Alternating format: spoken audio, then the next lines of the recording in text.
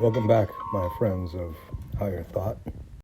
Part 3 in our Turser adventures in modification and other expenditures in time and space.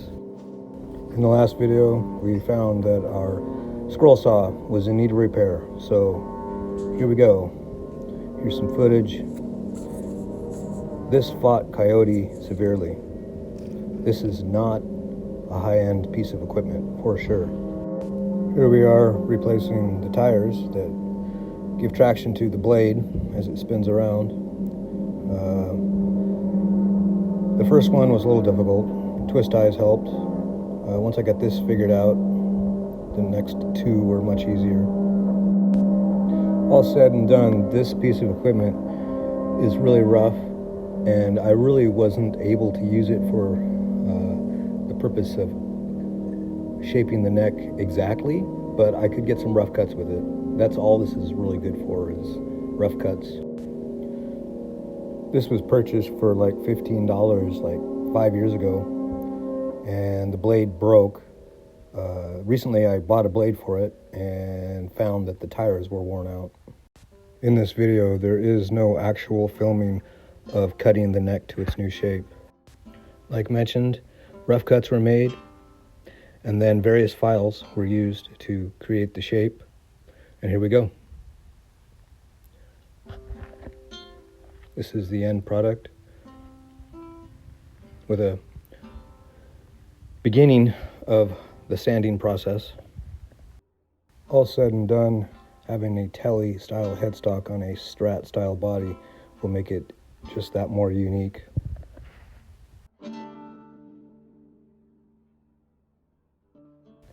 The factory belly button for the truss rod was a little crooked, and so it was modified to give it a better shape.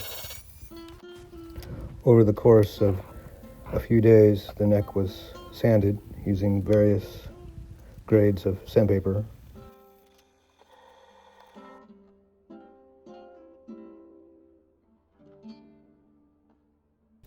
At this point, I was actually using a tool that I made from a shim that was covered with sandpaper and tape, and here it is, a closer look.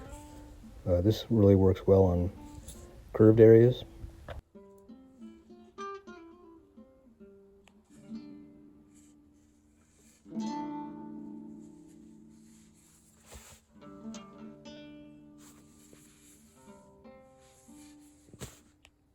Here's a visual on the different grades that were used during the sanding process.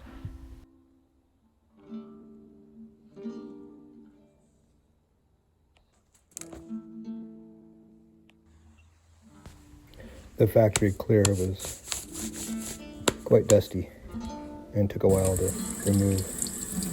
Here you can see me raising the grain. This was at the end of the evening. I would let this sit, and then the next day, more sanding. When I was happy with the sanding process, I put the neck through a cleaning process. I'm using naphtha thinner. Removes any oil that's on there. Especially your hands have a lot of oil on them that will soak into the wood. You see a lot of times that I'm wearing gloves. That's so I'm not getting the oil from my hands on the wood surface, but the thinner cleans it. And then I switch to boiled linseed oil. This will be the finish for the neck. It takes a while. It's a slow process, as you have to put some on, let it soak in, and then wipe it off, and then reapply it. In the end, you get a pretty much a satin finish.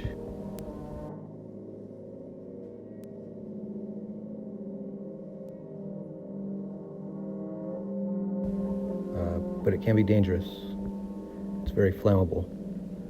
Make sure that you be responsible with the rags or whatever is used to apply the product. Dispose of them correctly.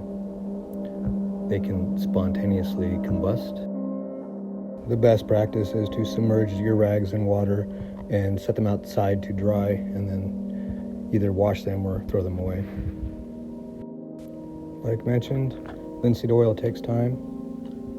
Apply it and let it sit. Wipe it down. And then repeat. What you see here is after a couple days with the process of applying, wiping it down, and reapplying. And then finally you can buff it out. Coyote broke out his tripod on some of the filming of this. I hope it brings a better quality to the video. And here we will show some different products that can be used to protect the finish. Car wax actually works pretty well. I've used it for years with no problems. True oil, a lot of people use this in place of linseed oil. Here is some wax. I would actually like to use this, but this is the wrong color. This is too dark. And here's good old turtle wax. This actually works very well. And here we go for some reassembly, finally. Getting back to putting this thing back together.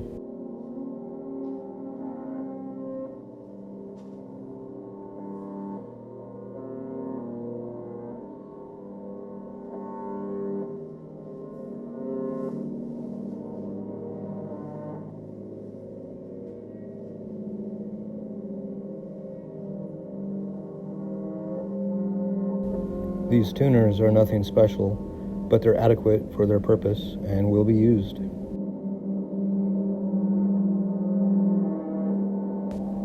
And finally we get into setting the neck up.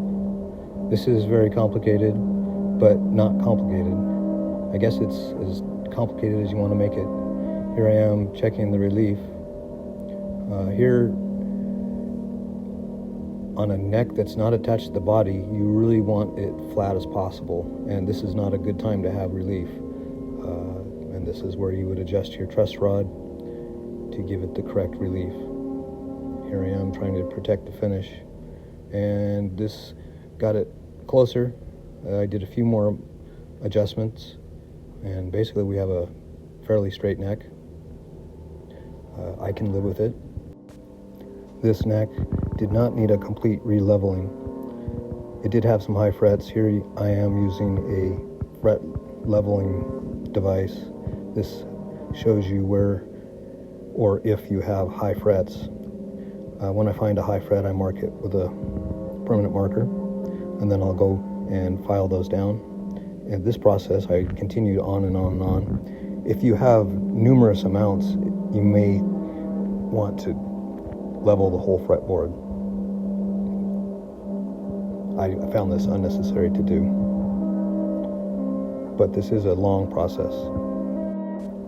Some people will use a tool like that I'm using. Others will use like a brand new credit card or a razor blade to check to see if you have the high frets. And here you can see me filing them down, getting those high ones to disappear. When working on the frets, a good light source is your friend. This will show you the profile that they are submitting to the neck. Chasing these frets took pretty much all evening. It's a wise practice actually to tape the fretboard during this process. The Sharpie could slip, and since there's no finish on there anymore, you can stain it. That, and when you file them down, you risk damaging, leaving marks on the fretboard itself.